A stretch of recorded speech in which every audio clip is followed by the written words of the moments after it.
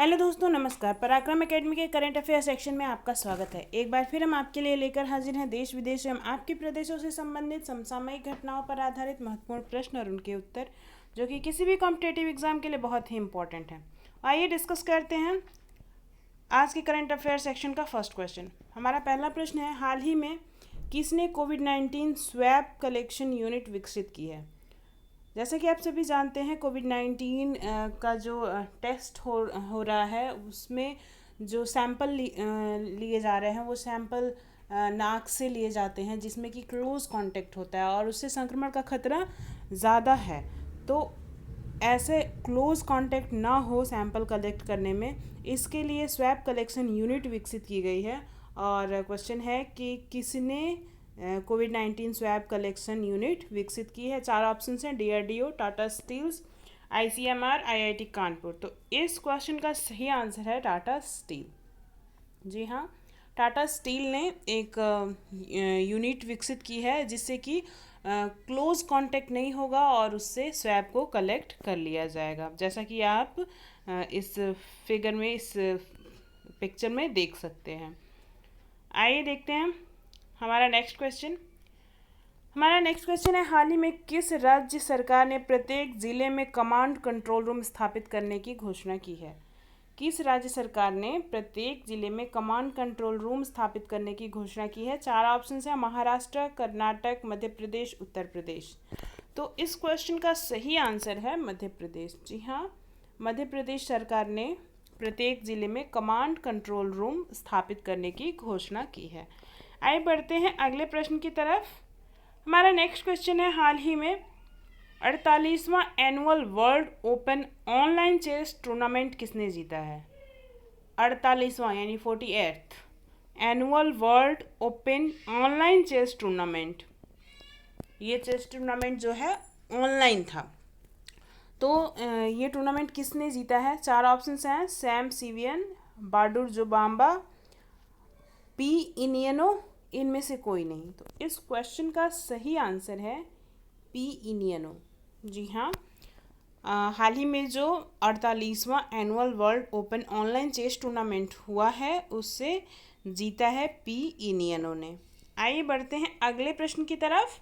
हमारा next question है, हाल ही में G20 विदेश मंत्रियों की असाधारण बैठक की अध्यक्षता किसने की है?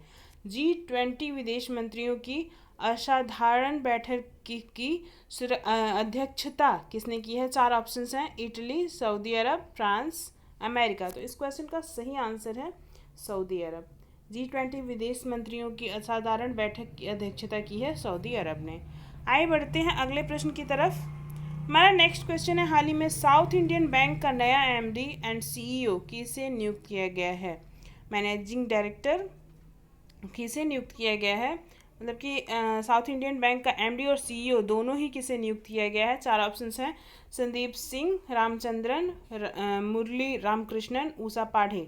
तो इस क्वेश्चन का सही आंसर है मुरली रामकृष्णन।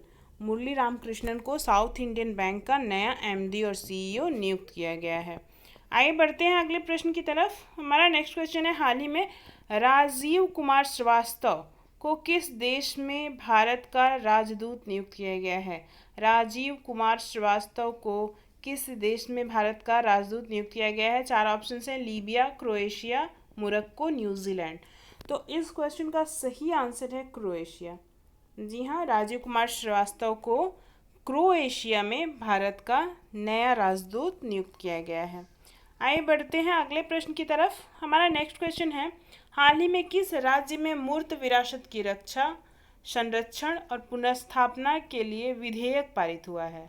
किस राज्य में मूर्त विरासत की रक्षा, संरक्षण और पुनर्स्थापना के लिए विधेयक पारित हुआ है? चार ऑप्शन हैं, राजस्थान, असम, त्रिपुरा, कर्नाटक। तो इस क्वेश्चन का सही आंसर है असम। जी हाँ, असम राज्य में मूर्त विरासत की रक्षा, संरक्षण, पुनर्स्थापना के लिए विधेयक पारित हुआ है। आइए बढ़ते हैं अगले प्रश्न की तरफ। हमारा नेक्स्ट क्वेश्चन है, हाल ही में नेशनल ट्राइबल रिसर्च कॉन्क्लेव का आयोजन कहाँ किया गया? नेशनल ट्राइबल रिसर्च कॉन्क्लेव का आयोजन कहाँ किया गया है? चार ऑप्शन हैं, रायपुर, मुंबई, न्यू दिल्ली, कोलकाता। तो इस क्वेश्चन का सही आंसर है न्यू दिल्ली। जी हाँ, न्यू दिल्ली में नेशनल ट्राइबल रिसर्च कॉन्क्लेव का आयोजन किया गया है, जिसकी की अध्यक्षता हमारे जनजातीय मामलों के मंत्री अर्जुन मुंडा ने की थी। आइए बढ़ते हैं अगले प्रश्न की तरफ। हमारा नेक्स्ट क्वेश्चन है, हाल ही में जारी विश्व के शीर्ष 400 विश्वविद्यालयों की लिस्ट में कितने भारतीय विश्वविद्यालयों को शामिल किया गया है? अभी हाल ही में विश्व के शीर्ष 400 विश्वविद्यालयों की लिस्ट जारी की गई है। इसमें कुछ भारतीय विश्वविद्यालयों को भी शामिल किया गया है। आपको बताना है कि कितने भारतीय विश्वविद्यालयों को शामिल किया गया है। 4 ऑप्शंस हैं, 7, 11, 2 या 4। तो इस क्वेश्चन का सही आंसर है 2। जी हाँ, 400 विश्व के शीर्ष 400 विश्वविद्यालयों की लिस्ट जारी की गई है। इसमें 2 भारतीय विश्वविद्यालयों को स्थान मिला है, और वो 2 विश्वविद्यालय कौन कौन से हैं? वो 2 विश्वविद्यालय हैं, एक है IISc बेंगलुरु और एक है IIT रोपड़। तो ये 2 विश्वविद्यालय हैं, IISc बेंगलुरु और IIT रोपड़। आइए बढ़ते हैं अगले प्रश्न की तरफ। हमारा नेक्स्ट क्वेश्चन है, हाल ही में किस बैंक ने होम उत्सव शुरू किया है? होम उत्सव यानी कि होम लोन की दरों में कुछ छूट दिया जाने का प्रावधान है।